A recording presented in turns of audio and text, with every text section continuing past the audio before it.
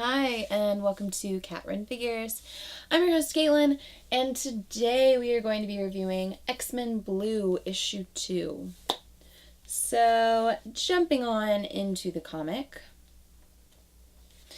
we get to see exactly what got the X-Men teamed up with Magneto. So we get to see a meeting between young Jean Grey and Magneto, where Magneto asked her to meet him at a junkyard that is literally called Wreck-It and Wrench-It Salvage Yard. So Jean tells him that she doesn't trust him, she's never considered him an X-Men, and it doesn't matter how much time has gone on or the things that he has done since then to try to make himself a better person, because he has literally tried to kill the X-Men countless amounts of time. Literally, the first time they met, he tried to kill them. And for her, that may have been a large amount of time for him, but for her, it was a couple weeks ago, as far as she's concerned. So he does try to convince her of his feelings and how he's changed, how he wants to try to make the mutant kind survive, and he believes the only way that mutants will survive now is with working with humans. So, of course, Jean Grey's not buying it until finally Magneto does one thing that no one expected him to do. He removes his helmet, and he allows Jean to enter his mind freely and to look into it. And as we get to see Jean going into his mind, tears form from her eyes. And she turns away and wipes her eyes, covering her face. And she says, okay. And she says, we'll try it your way. Or at least I will. And he thanks her. So now in the current timeline, we get to see the young X-Men doing everything in their power to take down a supercharged Magneto. They're throwing everything they can at him. And Jean is using all of her abilities to try to amplify her teammates' abilities. Cyclops' concussive beams. We get Angel with fire wings. And it's just not enough. Magneto is too strong for them. He's too powerful. And I love the panel work on Magneto right here. Just fantastic.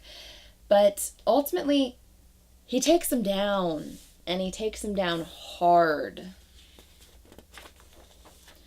Until that's it. Danger Room program ended. So we get to find out that the young X-Men are actually running Danger Room simulations against Magneto in order to be able to fight him if need be. I mean, they are working with him, but they don't 100% trust him. There's still a part of them that does believe that he is still a bad guy, that he is not actually being completely honest with them. So, of course, we get to see the young X-Men discussing why their two other teammates aren't there. They are supposed to be there. So both Angel and Cyclops agree to go get the other various members and talk to them. So we get to see Beast, Henry McCoy, in all his glory. And of course, he's reading. So Cyclops shows up and he apologizes for what happened in issue 1 with the two boys arguing, and he admits that magic just kind of freaks him out. And Beast is an important member of the team. He wants him there. So ultimately, Cyclops and Beast, they kind of deal with it. And they both apologize, and they agree to move on.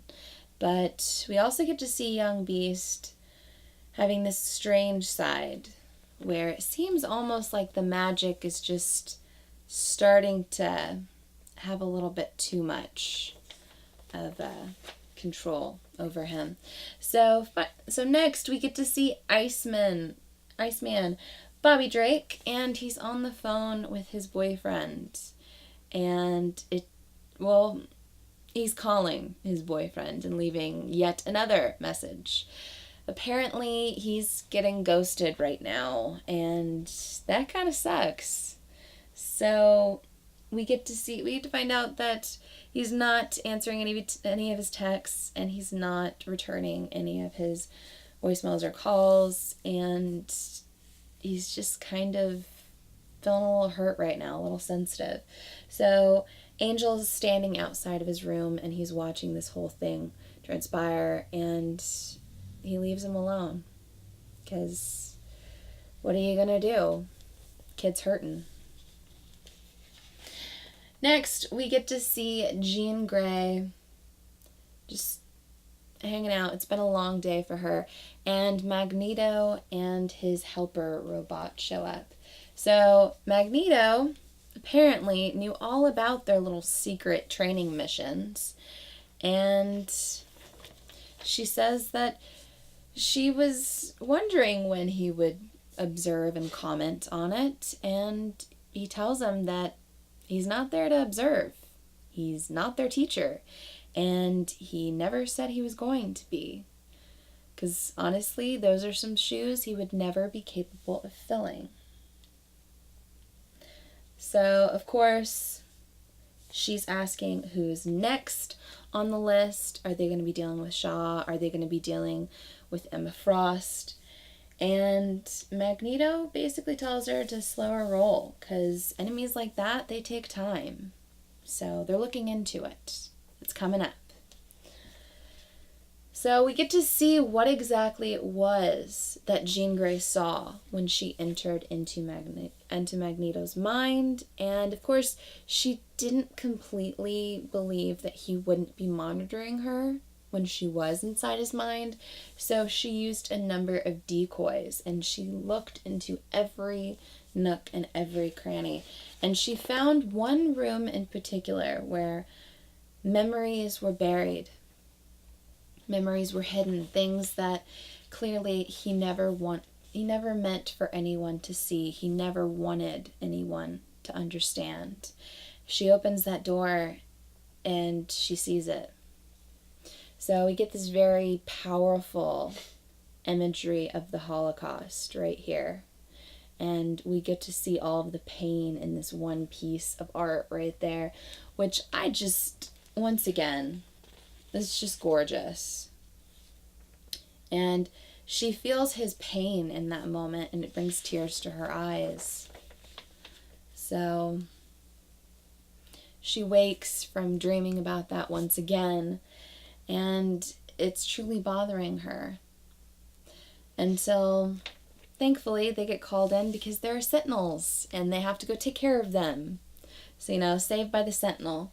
So she puts up a telepathic connection between her and the rest of her teammates. So we see all of them gearing up.